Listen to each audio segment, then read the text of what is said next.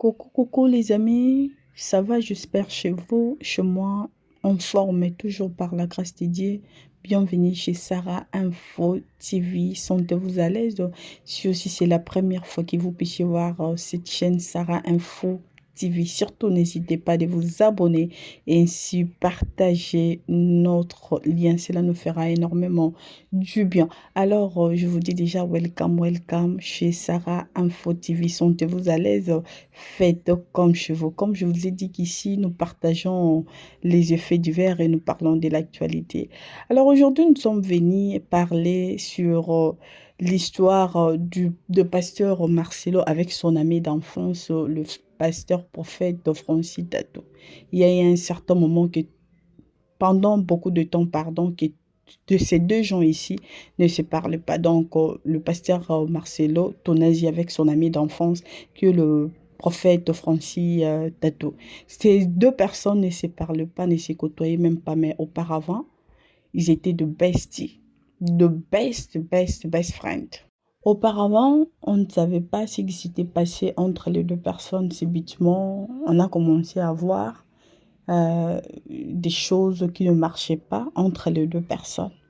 Mais voilà que après la mort de Maman Blanche, Tonazi, ces deux personnes qui ne se parlaient pas pendant longtemps se sont réconciliées le jour du décès de la défunte femme du pasteur Marcel Tonazi. Et aujourd'hui, voilà, ces deux personnes se sont décidées de se réconcilier, d'oublier toutes les mauvaises choses du passé, de tourner la page. Je vais vous mettre la vidéo où le pasteur Marcelo Tonasi explique quand lui avec son ami d'enfance ne se parlait pas. Sa femme à lui, sa défunte femme Maman Blanche, elle parlait en coulisses avec son ami qui est le prophète Francis Tato. La femme du défunt et la défunte femme du pasteur Marcelo Tonasi, donc qui est Maman Blanche, parlait avec son ami en coulisses. Il côtoyait très bien avec le Messie. Mais son mari s'en foutait. Mais la femme, elle était toujours là. Elle priait toujours. Vraiment, c'est la seule chose qui joue beaucoup félicité. Or qu'aujourd'hui, là, dans le monde d'aujourd'hui où nous vivons, il n'y a pas beaucoup de femmes qui font ça.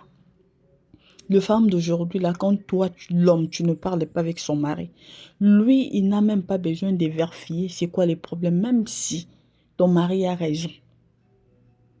Même si son ami a tort, mais le femme d'aujourd'hui, là, il va prendre directement part de son mari. Et lui aussi va s'intégrer à ce genre de bêtises. Lui aussi, toi aussi, tu deviendras aussi son ennemi. Donc, quand toi, tu ne causes pas avec son mari, vu que vous vous êtes disputés, même si elle ne connaissait pas la cause, la femme va entrer aussi dedans. Et elle-même, elle ne va pas aussi te parler. Même si tu étais le bestie, le number one de son mari là, il ne va pas te parler. Beaucoup de femmes aujourd'hui la font ça. Ils ne sont pas là pour unir les gens, pour amener un peu leur mari à se réconcilier. Non. Et ils sont là, ils vont aussi se plonger dans ces bêtises-là. Même pas avoir le temps de prier pour demander au Seigneur, Seigneur, pardon, nous ne voulons pas ça. Nous voulons que ces deux personnes puissent se réconcilier. Nous voulons l'amour, la paix au milieu de ces deux personnes parce que ce sont les serviteurs de Dieu. Aujourd'hui, c'est difficile, mais regardez, le pasteur Marcelo Tonasi est en train de parler que sa femme priait en coulisses. Sa femme ne me parle toujours avec des problèmes. C'est son mari lui-même qui dit que sa femme ne me parle. Sa femme priait pour son mari avec son ami. Mais aujourd'hui, là, c'est très difficile. Hein. Même pas si tu es même une femme d'un brebis, simple brebis, ou donc simple croyant dans l'église, c'est difficile. Hein. Aujourd'hui, et surtout nous les femmes, si tu connais seulement qu'il y a quelqu'un là qui joue avec ton mari, ou quelqu'un là qui a importuné ton mari, quelqu'un là qui joue avec ton mari, qui ne respecte pas ton mari, donc dès que tu comprends que c'est lui le messie en question, donc tu lui donnes 100 mètres, hein, 100 mètres. Hein. Tu n'as même pas le temps de vérifier, de savoir c'est quoi la chose. Qu'est-ce qui a poussé à mon mari peut-être de se retirer de cette personne. On n'aura même pas le temps de vérifier, hein, de demander, de se poser toutes ces questions-là. Mais voilà cette femme prier pour les deux personnes. Elle ne prenait pas part de son mari. Mais en coulisses, elle causait, elle parlait avec son ami, le mari et l'ami de son mari. Aujourd'hui, c'est difficile, hein, pour nous autres ici. C'est difficile. Vraiment, que le Seigneur nous vienne en aide. Ce n'est pas facile. Là, on fait un coup de chapeau à la dame, hein, mais malgré qu'elle est déjà partie, si son mari témoigne sur elle comme ça, vraiment, c'est quelque chose de vraiment magnifique. Voilà, aujourd'hui, après les réconciliations, les jours du décès de Maman Blanche. Ça, c'était la première fois. Et maintenant, c'est la visite à l'église La Compassion chez le pasteur Marcelo Tonazzi. Là, maintenant, lui-même est en train d'expliquer comment est-ce que leur amitié a commencé. Alors, je vais vous laisser le temps d'écouter la vidéo. Mais j'aimerais dire ceci. Merci à vous, les abonnés de Sarah Info TV. Merci pour vos soutiens. Merci pour tout ce que vous faites. Merci pour vos partages.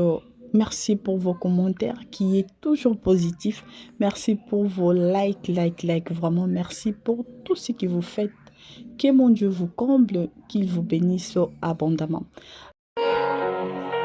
J'ai trouvé une photo. Elle priait toujours pour ma réconciliation avec mon frère Joël Francis, que vous voyez là aujourd'hui.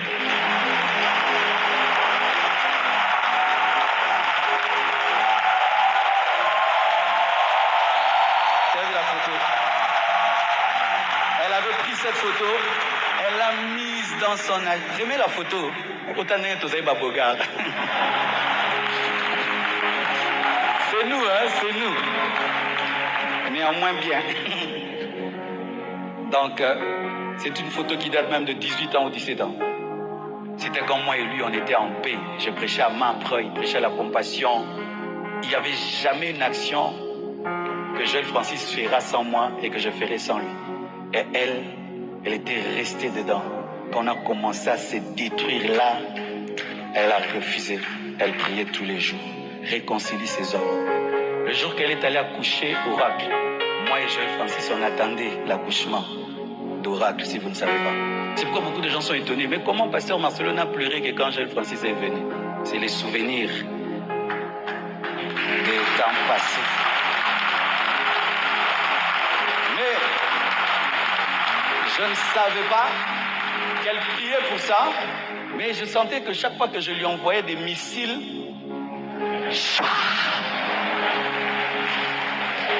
si je la regarde, je fais ça. Elle est fâchée. Elle va me suivre. Pourquoi? Pourquoi tu dis ça? Pourquoi? On a qui mieux qu'un coup de silence?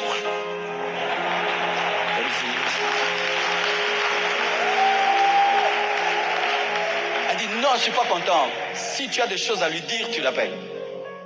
Mais tu ne lui prêches pas sur de la chair. Va le voir, c'est ton frère.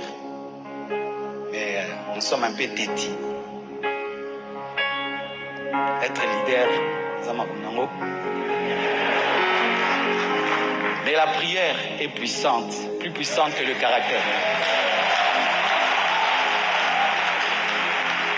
Comment j'ai su que malgré que moi et mon frère on ne s'entendait pas, qu'elle elle était toujours intermédiaire, donc elle continue à causer avec lui, causer, ils me disent pas.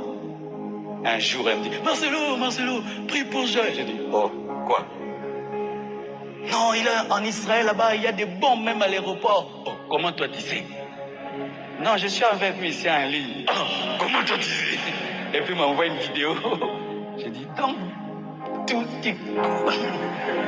Elle dit oui. Et quand je suis allé dans ses notes, j'ai trouvé cette photo-là. J'ai trouvé que c'était l'un de ses plus grands fardeaux. Et Dieu a fait un miracle. Un prodige. Les gens nous ont conseillé, ils ont dit tout. Jamais, parce que nous, dès la Tezabaka. Mais on a décidé, si on a des choses à dire, on se parle. Si je dis quelque chose qu'il n'aime pas, il m'appelle. S'il dit quelque chose que je ne comprends pas, je l'appelle. Je ne vais pas sur Facebook ou sur YouTube pour attaquer.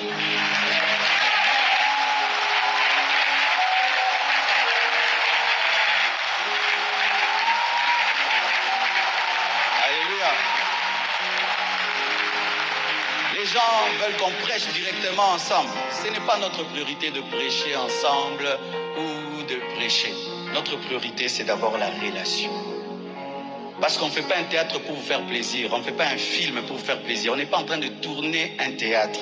On est en train de rebâtir une relation avec toutes ses profondeurs pour que ce ne soit pas pendant un temps, ça va bien, puis après encore, hey, yagabada. Oui, nous savons que c'est toujours comme ça, non? Mes frères et sœurs, pour finir, si tu veux guérir, tu dois accepter la douleur. Le pasteur Magila, c'est l'un des pères du réveil au Congo. Il m'a prêché quand j'étais un enfant, le père de Narcisse Magila, qui prêche souvent à Philadelphie. Vous le connaissez, le grand pianiste. Son père, c'est parmi vraiment les pères du réveil. Il m'appelle et me dit, Marcelo, par rapport à ce qui t'est arrivé, voici ce que je te dis. Accepte seulement. Plus vite tu acceptes, plus vite tu guériras. J'ai connu ça. J'ai dit, il a déjà connu la mort d'une femme. Il dit, non, mon enfant. Le pasteur Magila avait un enfant de 21 ans qui a pris le culte et sorti. Et on l'a tamponné du coup. Tu t'imagines l'enfant du pasteur qui sort de l'église et il meurt. Tu vas dire, Dieu, moi je te sers. Dieu, pourquoi tu me fais ça? Il m'a dit, c'est moi, il fallait que j'accepte vite. Plus vite j'acceptais, plus vite je guérissais. Il en est de même avec la maladie.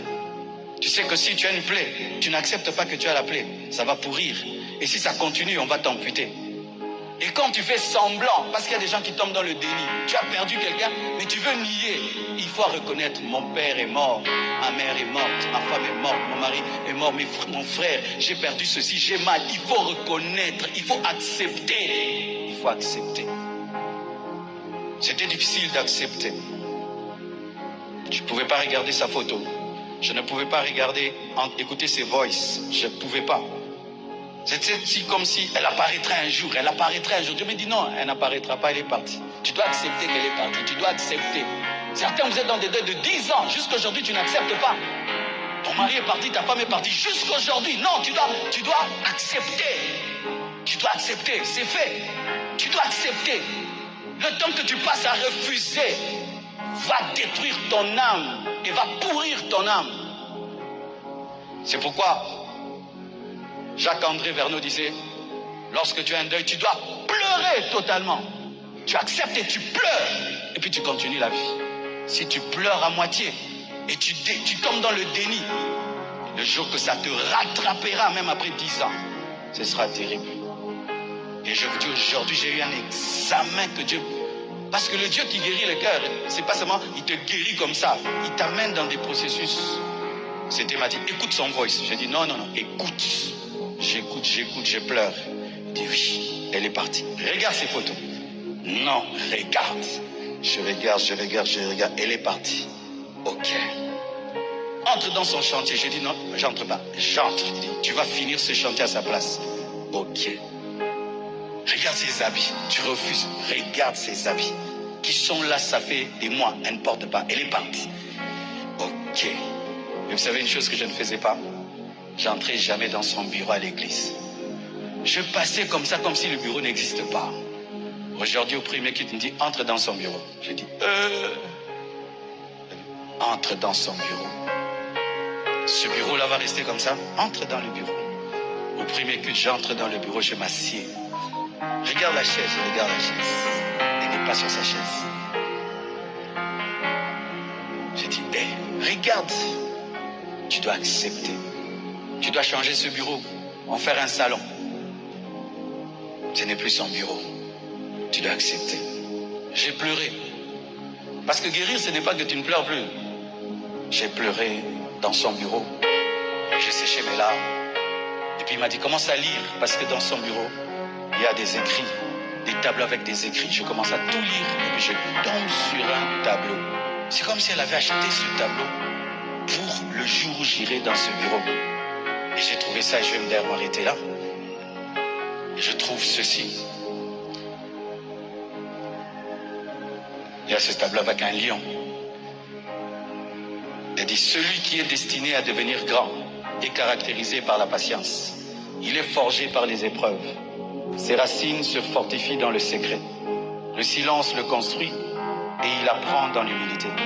Souvent même dans l'humiliation.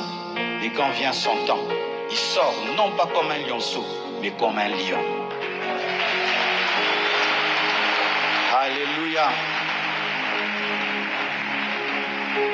J'ai appris que toute chose concourt au bien de ceux qui aiment Dieu.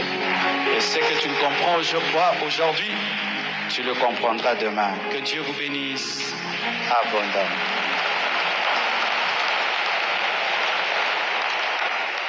Je t'aime, mon âme te dit qu'elle t'aime. C'est toi que mon cœur aime. Mon Emmanuel, je t'aime. Mon âme te dit qu'elle t'aime. C'est toi que mon cœur aime. Mon Emmanuel, je t'aime. Mon âme te dit qu'elle t'aime. C'est toi que mon cœur aime. J'aimerais prier pour tous ceux qui traversent des moments difficiles, des moments de pleurs, des moments de dépression, de découragement, où c'est comme si Dieu a cessé de t'aimer, où le ciel est tombé sur ta tête, tout est ténébreux autour de toi, tu n'as même plus le courage de te réveiller, tu n'as plus d'appétit, tu n'as plus de vraie joie, tu n'as plus de vraie paix. Il y a très longtemps que tu étais heureux dans ta vie. Il y a très longtemps que tu étais heureuse. Il y a très longtemps que tu as vraiment ri. Il y a très longtemps que tu as vraiment dormi. Il y a très longtemps que tu as vraiment aimé. Il y a très longtemps que tu as ressenti de l'amour. Il y a très longtemps que tu as donné de l'amour. Tu sens que ton cœur est déchiré, brisé. Tu sens que la force t'a quitté. Et tu as besoin de l'aide de Dieu. Que ce soit ici, que ce soit sur Internet. Et partout, vous êtes. Priez le Seigneur. C'est lui le consolateur. Celui qui répare les brèches. Celui qui restaure, celui qui renouvelle. Prions au nom de Jésus. Mets ta main sur ton cœur.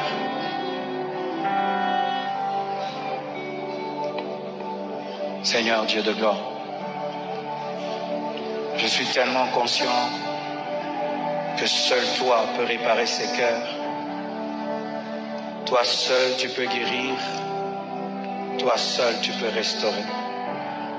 Je te demande, Père éternel, de guérir toutes les âmes blessées. Je te prie de guérir tous les cœurs qui souffrent. Je demande, Seigneur, que tu redonnes la paix, tu redonnes la joie, que tu accordes le vrai bonheur. Je demande, Seigneur Dieu de gloire, que tu restaures la paix. Sèche les larmes, arrête ces deuils qui ont fait 10 ans, 7 ans, 6 ans. Redonne, Seigneur Dieu de gloire, une raison de vivre à ceux qui n'en ont plus. Redonne, Seigneur Dieu de gloire, la force de continuer à ceux qui l'ont perdu.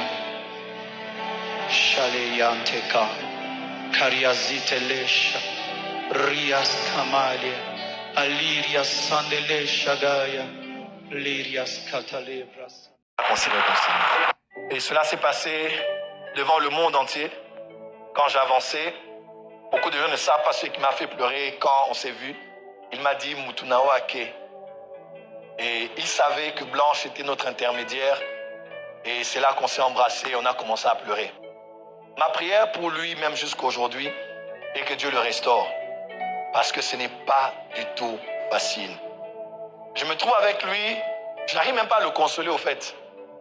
Peut-être que quand on parle, des fois, j'essaie de mettre des mots, mais j'ai tellement mal comme si c'était moi-même que j'arrive pas à être hors, comme quelqu'un qui est son ami pour le consoler. J'ai l'impression que c'est à moi que cela est arrivé. Et on s'est vu à l'enterrement, on s'est revus après le cimetière à la maison. Et il a pleuré, j'ai pleuré, on s'est pris dans les bras, ma mère était présente. Et c'est là qu'on s'est réconciliés. Je disais bien, et c'est là qu'on s'est réconciliés. Et cela s'est passé devant le monde entier. Quand j'ai avancé,